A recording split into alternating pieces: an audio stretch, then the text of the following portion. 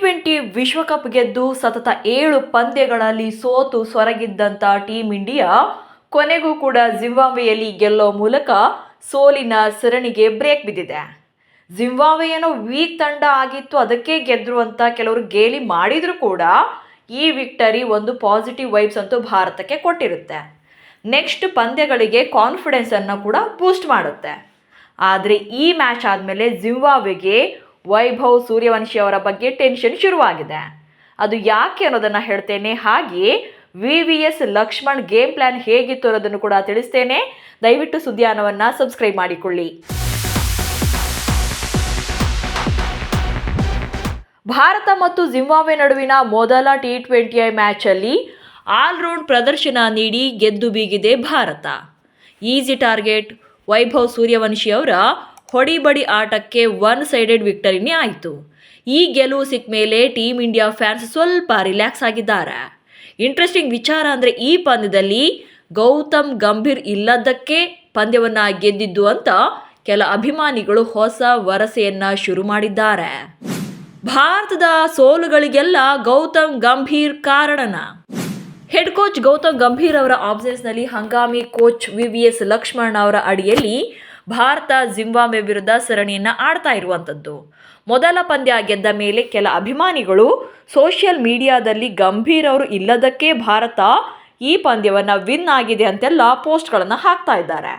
ಹಾಗೆ VVS ಲಕ್ಷ್ಮಣ್ ಅವರ ಅಡಿಯಲ್ಲಿ ಭಾರತೀಯ ಆಟಗಾರರು ಫ್ರೀಯಾಗಿ ಪರ್ಫಾರ್ಮ್ ಮಾಡ್ತಾ ಇರೋದ್ರಿಂದಲೇ ಗೆದ್ದದ್ದು ಅಂದಿದ್ದಾರೆ. ಹಾಗೆ ಗಂಭೀರ್ ಅವರ ಪ್ರೆಸೆನ್ಸ್ನಲ್ಲಿ ಟೀಮ್ ಇಂಡಿಯಾ ಪ್ಲೇಯರ್ಗಳು ಸ್ವಲ್ಪ ಪ್ರೆಷರ್ನಲ್ಲಿ ಇರ್ತಾ ಇದ್ರು, ಹೀಗಾಗಿ ಗೆಲ್ಲೋಕೆ ಸಾಧ್ಯವಾಗ್ತಾ ಇರಲಿಲ್ಲ ಎಂದಿದ್ದಾರೆ. ಒಂದು ಕಡೆ VVS ಲಕ್ಷ್ಮಣ್ ಎರಡನೇ ಗೇಮ್ಗೆ ಅಥವಾ ಎರಡನೇ ಪಂದ್ಯಕ್ಕೆ ಗೆಲುವಿನ ಟಾರ್ಗೆಟ್ನಲ್ಲಿ ಪ್ಲ್ಯಾನ್ಗಳನ್ನು ಸಿದ್ಧ ಮಾಡ್ತಾ ಇದ್ರಿ, ಅತ್ತ ಜಿಂಬಾಬ್ವೆ ಆಟಗಾರರಿಗೆ ವೈಭವ್ ಸೂರ್ಯವಂಶಿಯ ಭಯ ಶುರುವಾಗಿದೆ. ಸೂರ್ಯವಂಶಿ ವಿಕೆಟ್ ಟಾರ್ಗೆಟ್ ಮಾಡಿದ ಜಿಂಬಾಬ್ವೆ. ಇಂಗ್ಲೆಂಡ್ ಪ್ರವಾಸದಲ್ಲಿ ವೈಭವ್ ಡೆಬ್ಯೂ ಮಾಡಿದ್ರು ಕೂಡ 3 ಪಂದ್ಯಗಳಲ್ಲೂ ಕೂಡ 15 ರನ್ಗಳ ಒಳಗೆ ಔಟ್ ಆಗಿದ್ರು. ಆದರೆ ಜಿಂಬಾಬ್ವೆಯಲ್ಲಿ 18 ಬಾಲಲ್ಲಿ ಅರ್ಧ ಶತಕ ಬಾರಿಸಿದ್ದಾರೆ.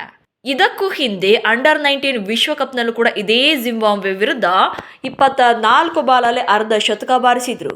ಹೀಗಾಗಿ ಆದಷ್ಟು ಬೇಗ ವೈಭವನ ವಿಕೆಟ್ ತೆಗೆಯೋಕೆ ಜಿಂಬಾಬ್ವೆ ಬೌಲರ್ಗಳು ಈಗ ಗ್ರೌಂಡ್ ವರ್ಕ್ ಮಾಡ್ತಿದ್ದಾರೆ. ಸೂರ್ಯವಂಶಿ ಅವರ ವೀಕ್ನೆಸ್ ಏನೆಲ್ಲ ಅನ್ನೋದನ್ನು ಅನಾಲಿಸಿಸ್ ಮಾಡ್ತಿದ್ದಾರೆ. ಬಟ್ ಭಾರತ ಮಾತ್ರ ಫಸ್ಟ್ ಮ್ಯಾಚ್ ಗೆದ್ದಿರೋದ್ರಿಂದ ಈಗ ಎರಡನೇ ಪಂದ್ಯವನ್ನು ಕೂಡ ಗೆಲ್ಲುವಂಥ ಕಾನ್ಫಿಡೆನ್ಸ್ನಲ್ಲಿದ್ದಾರೆ. ಈ ಪಂದ್ಯಕ್ಕೆ ಭಾರತ ಪ್ಲೇಯಿಂಗ್ 11 ಹೇಗಿರುತ್ತೆ, ಏನಾದರೂ ಬದಲಾವಣೆ ಮಾಡ್ತಾರಾ ಅನ್ನೋದನ್ನು ನೋಡ್ತಾ ಹೋಗೋಣ. ಇನ್ನು ಭಾರತ ಪರ ಎರಡನೇ ಪಂದ್ಯಕ್ಕೆ ಆ್ಯಸ್ ಯೂಶುವಲ್ ಬ್ಯಾಟಿಂಗ್ ವಿಭಾಗದಲ್ಲಿ ವೈಭವ್ ಸೂರ್ಯವಂಶಿ ಹಾಗೆ ಅಭಿಷೇಕ್ ಶರ್ಮಾ ಇನ್ನಿಂಗ್ಸನ್ನು ಆರಂಭ ಮಾಡ್ತಾರೆ. ಇಬ್ಬರು ಕೂಡ ಲೆಫ್ಟ್ ಹ್ಯಾಂಡ್ ಬ್ಯಾಟರ್ಗಳು ಹಾಗೆ ಸ್ಫೋಟಕ ಹಿಟ್ಟರ್ಗಳು. ಇದರಲ್ಲಿ ಯಾವುದೇ ಬದಲಾವಣೆ ಇರೋದಿಲ್ಲ. ಓಪನಿಂಗ್ ಪೇರಲ್ಲಿ ಆ್ಯಸ್ ಯೂಶುವಲ್ ವೈಭವ್ ಸೂರ್ಯವಂಶಿ ಹಾಗೆ ಅಭಿಷೇಕ್ ಶರ್ಮಾ ಇನ್ನಿಂಗ್ಸನ್ನು ಶುರು ಮಾಡ್ತಾರೆ. ಇನ್ನು ನಂಬರ್ 3ನಲ್ಲಿ ಇಶಾನ್ ಕಿಶನ್ ಬರ್ತಾರೆ, ಪಾಕೆಟ್ ಡೈನಮೋ ಇಶಾನ್ ಕಿಶನ್. ಇಶಾನ್ ಕಿಶನ್ ಕೂಡ ಒಂದು ಅಗ್ರೆಸಿವ್ ಪರ್ಫಾರ್ಮೆನ್ಸನ್ನು ಕೊಡಬೇಕಿದೆ. ಇನ್ನು ನಂಬರ್ 4ನಲ್ಲಿ ಕ್ಯಾಪ್ಟನ್ ಶ್ರೇಯಸ್ ಅಯ್ಯರ್ ಬರ್ತಾರೆ. ಇದರಲ್ಲೂ ಕೂಡ ಯಾವುದೇ ಬದಲಾವಣೆ ಇರೋದಿಲ್ಲ. ಹಾಗೆ ನಂಬರ್ 5ನಲ್ಲಿ ತಿಲಕ್ ವರ್ಮಾ ಇರ್ತಾರೆ, ವೈಸ್ ಕ್ಯಾಪ್ಟನ್. ಇಲ್ಲಿ ಟಾಪ್ 5ನಲ್ಲಿ ಯಾವುದೇ ಬದಲಾವಣೆ ಇರೋದಿಲ್ಲ. ಹಿಂದಿನ ಸರಣಿಗಳಲ್ಲಿ ಟೀಮ್ ಇಂಡಿಯಾದ ಟಾಪ್ 5 ಬ್ಯಾಟಿಂಗ್ ಆರ್ಡರ್ ಹೇಗಿತ್ತು, ಇಲ್ಲೂ ಕೂಡ ಇದೇ ಕಂಟಿನ್ಯೂ ಆಗುತ್ತೆ. ಆ್ಯಂಡ್ ಆಲ್ರೌಂಡರ್ ಅಂತ ಬಂದಾಗ ಇಲ್ಲಿ ರಿಂಕು ಸಿಂಗ್ ಹಾಗೆ ಶಿವಮ್ ದುಬೆಯನ್ನು ತರ್ತಾರೆ. Rinku Singh after A long time team India ಮತ್ತೆ ಕಮ್ ಬ್ಯಾಕ್ ಮಾಡಿರುವಂಥದ್ದು. ಹಾಗೆ ಶಿವಮ್ ದುಬೆ ಕೂಡ ಇರ್ತಾರೆ. ಇನ್ನು ಬೌಲಿಂಗ್ ಡಿಪಾರ್ಟ್ಮೆಂಟ್ ಅಂತ ಬಂದಾಗ ರವಿ ಬಿಷ್ಣೋಯ್, ಪ್ರಿನ್ಸ್ ಯಾದವ್, ಅಶೋಕ್ ಶರ್ಮಾ ಹಾಗೆ Mayank Yadav as usual continue ಆಗ್ತಾರೆ. ರವಿ ಬಿಷ್ಣೋಯ್ ಹಾಗೆ ಪ್ರಿನ್ಸ್ ಯಾದವ್ ಹಿಂದಿನ ಪಂದ್ಯಗಳಲ್ಲಿ ಆಡಿದ್ರು ಕೂಡ ಅಶೋಕ್ ಶರ್ಮಾಗೆ ಈ ಸರಣಿ ಮೇಡನ್ ಸರಣಿ ಆಗಿದೆ. ಹಾಗೆ ಜಿಂಬಾಬ್ವೆ ವಿರುದ್ಧದ ಮೊದಲ ಪಂದ್ಯದಲ್ಲಿ ಅಶೋಕ್ ಶರ್ಮಾ ಭಾರತ ಪರ ಇಲ್ಲಿ ಡೆಬ್ಯೂ ಮಾಡಿರುವಂಥದ್ದು. ಇನ್ನು ಮಯಾಂಕ್ ಯಾದವ್ ಸಾಕಷ್ಟು ಇಂಜುರಿಗಳ ಬಳಿಕ ಕಂಬ್ಯಾಕ್ ಮಾಡಿದ ಮೇಲೆ ಮೊದಲ ಮ್ಯಾಚಲ್ಲೇ ಆಲ್ರೆಡಿ ಇಂಪ್ಯಾಕ್ಟನ್ನು ಮಾಡಿದ್ದಾರೆ. ಹೀಗಾಗಿ ಎರಡನೇ ಪಂದ್ಯದಲ್ಲೂ ಕೂಡ ಮಯಾಂಕ್ ಯಾದವ್ ಮೇಲೆ ತುಂಬಾ ಹೋಪ್ಸ್ ಇರುತ್ತೆ. ಅಲ್ಲಿಗೆ ಟೀಮ್ ಇಂಡಿಯಾ ಪ್ಲೇಯಿಂಗ್ 11ನಲ್ಲಿ ಯಾವುದೇ ಚೇಂಜಸ್ ಇರಲ್ಲ. ಒಂದು ವೇಳೆ ಪ್ರಾಕ್ಟೀಸ್ ಟೈಮಲ್ಲಿ ಯಾರಾದರೂ ಇಂಜುರಿ ಆದರೆ ಲಾಸ್ಟ್ ಮೂಮೆಂಟ್ನಲ್ಲಿ ಕೆಲ ಬದಲಾವಣೆಗಳನ್ನು ಮಾಡಿಕೊಳ್ಬಹುದು.